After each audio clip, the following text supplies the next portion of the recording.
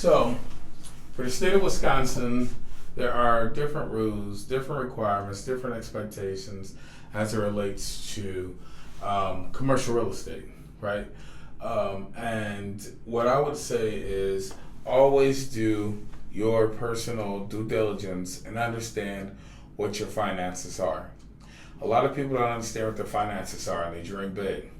Totally fine, right?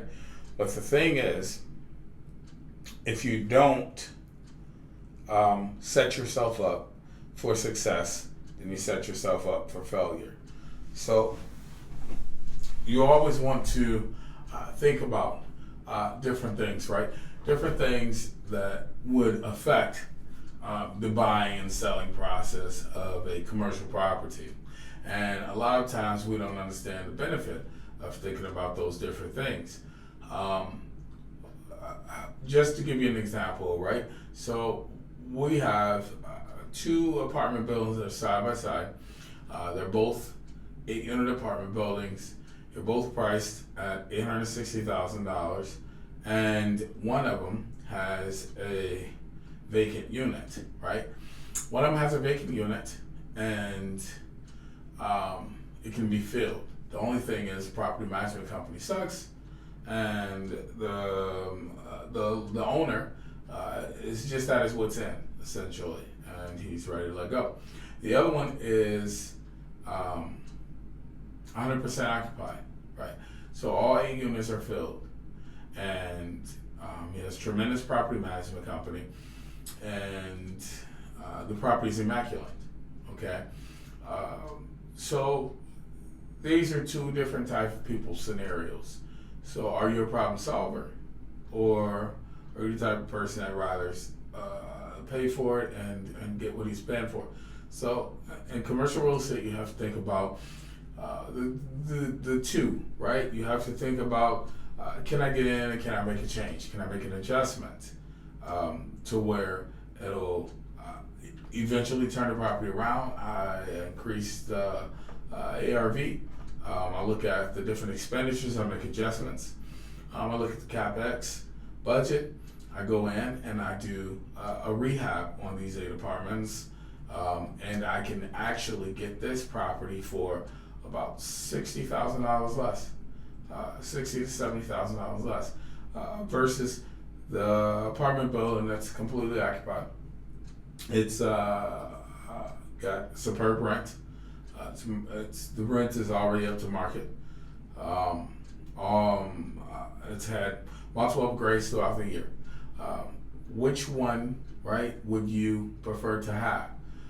In my own honest opinion, if you are looking at an investment property, I would go with the one that has the lack of the single tenant, simply because you can increase rents, you can do minor repairs, and increase that property value.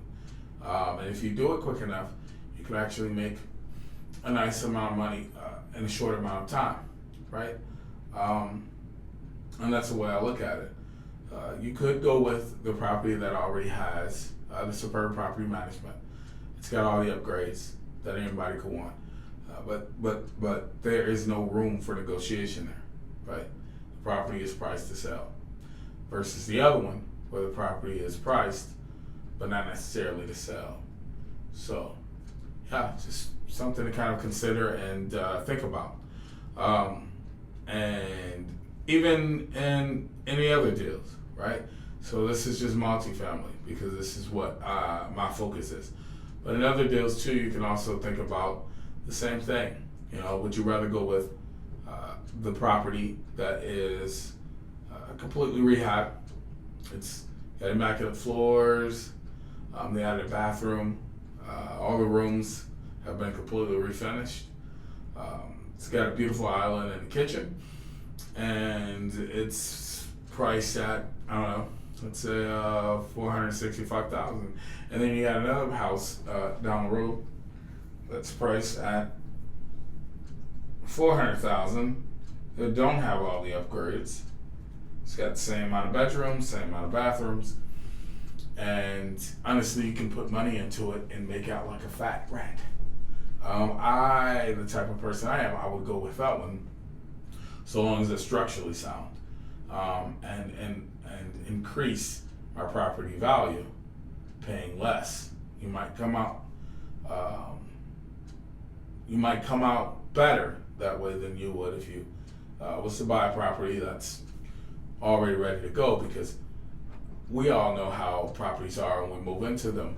They aren't necessarily ready to go up to our standards. We will make some sort of adjustments regardless of the state of the property. So we have to think about these things, right?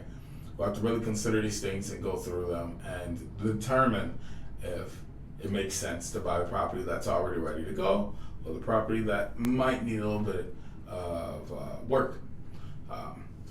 And again, I'm not frowning on a guy that wants the property that's ready to go. That's perfectly fine, but I am in the industry of making money. And in my opinion, you cannot make money if you are making purchases of properties that are already ready to go. It will take longer, okay? Now, the upside about that is property value continues to go up. It does not come down. You can't point at a property that has been in tip-top shape or has been receiving upgrades regularly, and the property value has gone down. That's not a reality. Here we are paying $300,000-$400,000 for a house that we usually would have paid, I don't know, 7, 8, 9, 10 years ago, $150,000, $125,000. That's the reality of it. Okay, so we have to think about that. So yeah, again, it's always money to be made, but it's about how quickly you want to make money. And the way that I think, I would rather buy the property that needs the upgrades, needs a little bit of work, and I'll be able to make money right off the bat. So if I'm dissatisfied with the property, going into it, then I can immediately turn around and exit and make a nice amount of money and possibly invest it into my next investment property. That's how I look at it.